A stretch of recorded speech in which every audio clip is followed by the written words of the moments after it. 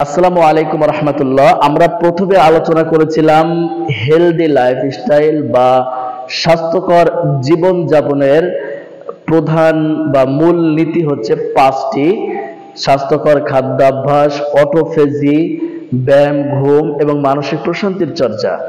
তারপরে আমরা আলোচনা করেছি স্বাস্থ্যকর খাদ্য এবং অস্বাস্থ্যকর খাদ্য নিয়ে। স্বাস্থ্যকর খাদ্যের কয়েকটি শ্রেণীবিভাগ রয়েছে, যেমন প্রাকৃতিক খাবার, ন্যাশনাল খাবার, সুপার খাবার, হোলি খাবার, এছাড়াও রয়েছে অর্গানিক খাবার। এবং অস্বাস্থ্যকর খাবারের মধ্যে রয়েছে fast food, junk food, process food, street food, এগুলো।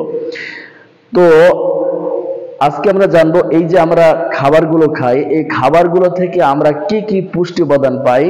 প্রধানত আমরা পাঁচটি পুষ্টি উপাদান পাই।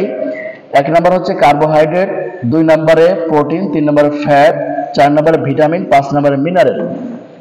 এগুলো ছাড়াও কিন্তু আমাদের আরো কিছু উপাদান রয়েছে, যেমন ফাইবার রয়েছে, ওয়াটার রয়েছে, অ্যান্টিঅক্সিডেন্ট রয়েছে, ফাইটোকেমিক্যাল রয়েছে, এনজাইম রয়েছে। খাদ্যের এইগুলো হচ্ছে উপাদান। এখন কথা হচ্ছে যে আমরা যে খাবারগুলো খাই, অর্থাৎ স্বাস্থ্যকর খাবার এবং অস্বাস্থ্যকর খাবার, উভয় খাবারেই কি এই উপাদানগুলো পুরোপুরি পাওয়া যাবে? এক কথায় উত্তর হচ্ছে না, সব খাবারে পাওয়া যাবে না। যেগুলো স্বাস্থ্যকর খাবার সেই খাবারগুলোতে এই উপাদানগুলো পুরোপুরি পাওয়া যাবে। যেগুলো অস্বাস্থ্যকর খাবার সেই খাবারগুলোতে এই উপাদানগুলোর কোনোটা একদমই নেই এবং কোনোটা সামান্য অল্প পরিমাণে আছে, এবং যেটা আছে সেটা আমাদের শরীরের জন্য উপকারের চেয়ে ক্ষতি বেশি।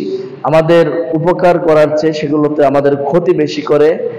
আমাদের এজন্য অস্বাস্থ্যকর খাবার খেয়ে খেয়ে আমরা দিন দিন বেশি অসুস্থ হয়ে যাচ্ছি। এজন্য খাবার সম্পর্কে আমাদের খুবই সচেতন হতে হবে।